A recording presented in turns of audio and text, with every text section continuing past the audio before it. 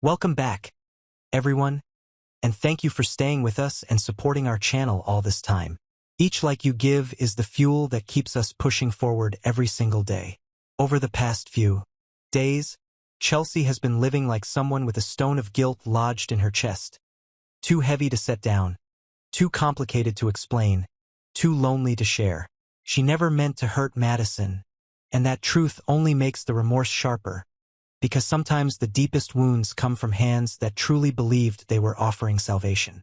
Chelsea keeps replaying the moment Madison exploded, the look in her eyes like a trapdoor slamming in Chelsea's face. A fierce warning that love is not a passport to cross every boundary. And when Madison said clearly that she needed space, Chelsea heard her, but she didn't truly accept it. A part of her still wanted to prove that she understood Madison better than Madison understood herself. That she was patient enough, empathetic enough to remove the thorns that had grown from the childhood of the woman she loved. And that very belief turned kindness into a dangerous kind of confidence. Chelsea didn't realize that. The harder she tried to pull Madison toward reconciliation, the more she was unknowingly placing Madison in the position of a child stripped of the right to choose her own emotions, forced to forgive. Before she was ready, loved according to someone else's method instead of the rhythm that felt safe to her. When Chelsea continued seeing Willow, everything grew even more blurred, like walking through a toxic fog. The previous Thanksgiving felt like the slow bomb Madison had warned about. Chelsea clinging to Willow, listening to fragmented stories and half-formed explanations, even unconsciously agreeing with a few strange ideas Willow tried to turn into a bridge between past and present. To Madison, that wasn't healing. It was obvious betrayal. Because in her world, Willow wasn't merely a flawed mother. She was the symbol of emotional manipulation that had stolen a piece of Madison's identity in childhood. Anita looked at Chelsea with a rare severity. Not because she disliked her, but because she understood the price that gets paid when a relationship is placed on an operating table by people outside of it. Anita also understood that when someone loves deeply, they can easily deceive themselves into thinking they have the right to fix wounds the other person hasn't even dared to touch. And Chelsea, lost in the panic of love, was sliding into that exact trap. Willow, on the other hand, softened the more Chelsea listened, as if Chelsea were her last lifeline before she drowned completely in late remorse. She spoke of the fears that had pushed her to avoid Madison, of mistakes she had renamed with gentler words just so she could keep living, and of an insecurity so deeply rooted that she once believed. Distance from her daughter was the only way to preserve a structure she mistook for stability. Chelsea sat there, quietly absorbing it all, holding a nearly extreme faith that if Madison could just hear these words, if she could just know Willow also hurt and regretted, then any fracture could be sealed. But Chelsea overlooked one crucial truth. Regret from the one who caused harm does not automatically become a duty of healing for the one who was harmed. Madison does not owe Willow a chance simply because Willow has begun to fear loneliness. The burden of secrecy became a psychological chase. Chelsea was terrified of Madison finding out, but equally afraid of stopping herself. She started justifying it by telling herself that Madison would rather be angry when she had all the information than allow her current anger to bury any chance of reconciliation forever. Chelsea believed she was choosing risk in exchange for a better future. But the way she used the future to legitimize the present tinted that decision with control. Chelsea was loving with a savior's instinct, and that instinct sometimes sits closer to pride than to gentleness. Then the fated meeting arrived like a blade slicing through all the assumptions Chelsea had built just to survive. Willow came with an unusual tension, eyes avoiding Chelsea's, hands trembling slightly as if holding a guilt larger than the old one. When the aged envelope was pulled out, when the faded photograph settled into Chelsea's hands, her world tilted. A younger Ted, that unmistakable smile, his hands holding Willow's in a moment of intimacy from a past no one wanted to resurrect. And the truth dropped like cold metal hitting the floor. Ted is Madison's biological father. Not a distant theory, not a baseless rumor, but a raw piece of history demanding air. Chelsea felt as if she were holding a grenade with the pin already half pulled. Even worse, Willow was the one who handed it to her, and that added a terrifying layer of chill to the revelation. Why would Willow choose Chelsea to carry the explosion of her daughter's life instead of stepping into the fire she herself had created? Chelsea couldn't help seeing Ted as a powerful man whose influence spread deep across Fairmont Crest, a name big enough to shake the balance of any internal war. Madison, with her fierce caution, her survival instincts forged in suspicion, was carrying Ted's blood. This coincidence wasn't just family drama. It was a political and social earthquake within their world. And in that instant, Chelsea began to doubt both Willow and herself. Had all those confessions of regret been partly a strategy of emotion? Was Willow using Chelsea as a sacrificial bridge, ensuring that when the storm hit, the first blame wouldn't fall on Willow, but on the young woman who loved her daughter? The thought made Chelsea furious, and then sickened her with her own fury, because it exposed a self-protective instinct that didn't fit the healer role she had wrapped around herself like armor. Willow insisted Ted never knew about the pregnancy, that exposing the truth earlier would have destroyed too many lives, that she had lived in fear and no longer wanted to die inside it. But Chelsea couldn't stop wondering whether Ted's supposed ignorance was real, or a carefully maintained form of denial. In Fairmont Crest, power always travels with refined ways of cleansing the collective memory. If Ted had ever sensed the risk of Madison's existence long ago, would he really have allowed mother and child to live peacefully outside his orbit? Or had he known, chosen silence, and left Willow to carry the burden alone to protect the image of an untarnished Ted?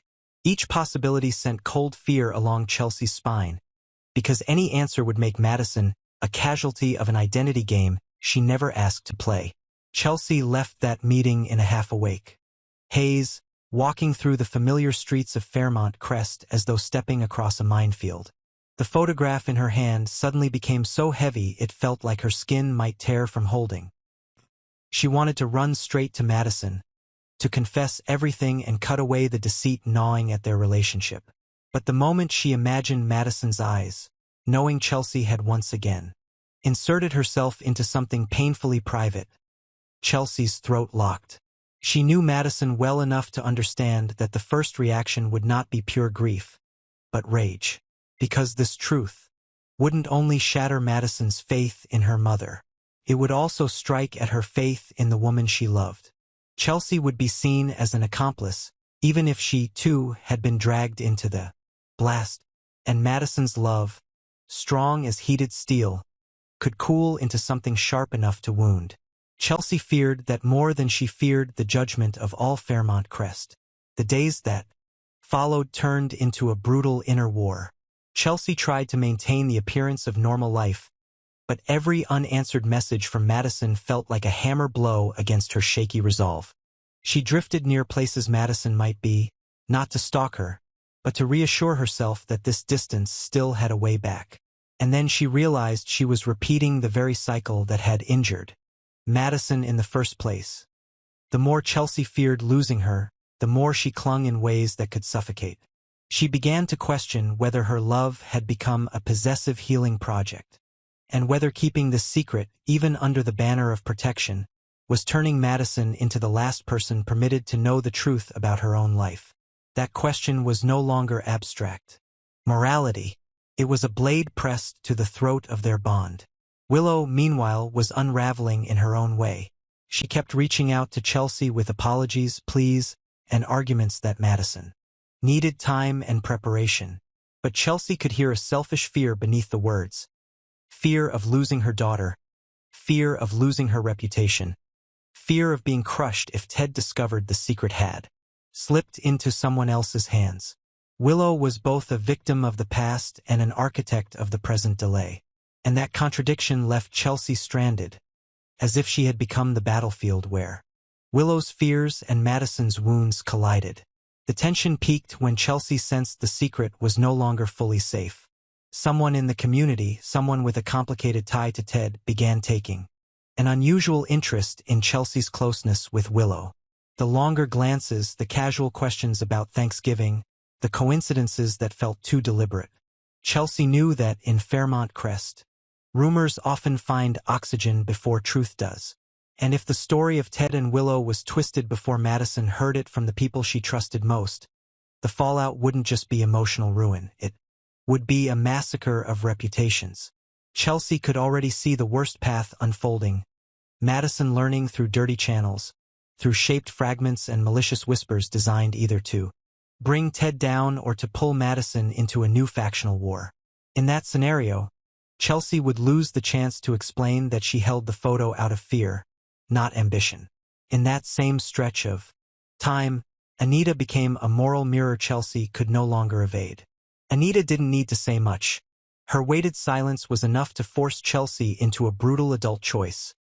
Either accept losing Madison to return to her the ownership of truth, or remain silent and turn love into a prison decorated with noble reasons. Chelsea hated being pushed into a choice, but she hated even more the realization that she had helped create this impossible choice the moment she crossed the first boundary. Even without being physically present, Madison's anger hovered like an electrically charged cloud in Chelsea's mind. Madison wasn't only furious because Chelsea met with Willow. She was furious because she felt replaced in her own life story, furious that her lover had chosen to understand her mother before standing beside her pain, furious that Chelsea loved as if tenderness could override respect. And now, if Chelsea carried a biological truth as devastating as this, what would Madison see? That everyone knew the truth about her before she did, that even the person she trusted most could become a wall between her and her own identity. This would not be just sorrow about origin. It would be a direct attack on the foundation of trust Madison had fought to rebuild. Chelsea found herself imagining a confrontation with Ted. Not because she wanted to be heroic, but because she feared Ted might strike first if rumors reached him the wrong way. People like Ted don't wait for storms. They often create a bigger one to bury the older threat. If Ted discovered Madison was his daughter amid ongoing power struggles, he might rush to claim her as a strategic piece, or ruthlessly deny her to keep his image spotless. Either direction could crush Madison in different ways. Chelsea felt trapped between three cliffs, protecting Madison from the shock through silence, protecting her from Ted's potential manipulation by telling the truth immediately, and protecting herself from becoming a scapegoat in a war larger than her heart can handle. She hated herself for thinking about self-protection alongside love, but it was honest instinct, and that honesty made it impossible to keep idealizing her role. What nearly broke Chelsea wasn't only the photograph itself, but the dawning clarity that this was no longer a story of two lovers and a lost mother. This was a story about the right to know who you are, the right to choose whether you will forgive or sever, the right to rage at the right time instead of following someone else's script. Chelsea understood that if she waited for some vague, perfect moment, she might end up silent forever, because no moment would feel safe enough to deliver a truth capable of detonating everything. And at that point, silence would no longer be protection. It would be a slow blade, a selfish delay disguised as hope. So Chelsea stood at a decision that was both ethical and cruel. Speaking would mean accepting that Madison might leave her forever, and might hate her the way she hated a part of Willow. Staying quiet would mean letting Madison remain in a blind zone of her own life, handing rumors, factions, and the ambitions of Ted or Ted's enemies the chance to weaponize the truth. Chelsea had never felt her love so fragile, because it was being stretched between two forces that looked opposite but were actually one: honesty and respect. She wasn't sure she had the courage to do what was right, but she was sure that if she did what was wrong, the cost would not only be a romance.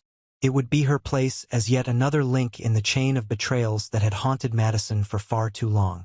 And in Fairmont Crest, when big secrets begin to tremble beneath the waterline, the truth rarely waits for a frightened lover to find the perfect breath to say it. It usually erupts in the cruelest possible way. Chelsea understood that, and that understanding made her angry at herself, angry at Willow, and angry at the kind of fate that had placed her love inside a chess match where one delayed step could push everyone to the edge. When people are driven to the Edge, they don't only cry. They strike back, they distrust, they punish, they choose destruction before being destroyed. Chelsea's greatest fear wasn't simply that Madison would be angry. It was that this anger would harden her into a colder, more decisive version of herself, one willing to cut every thread to survive. If that happened, Chelsea would have to accept the most painful lesson love can teach, that she tried to save the woman she loved in a way that made that woman feel stripped of the right to save herself.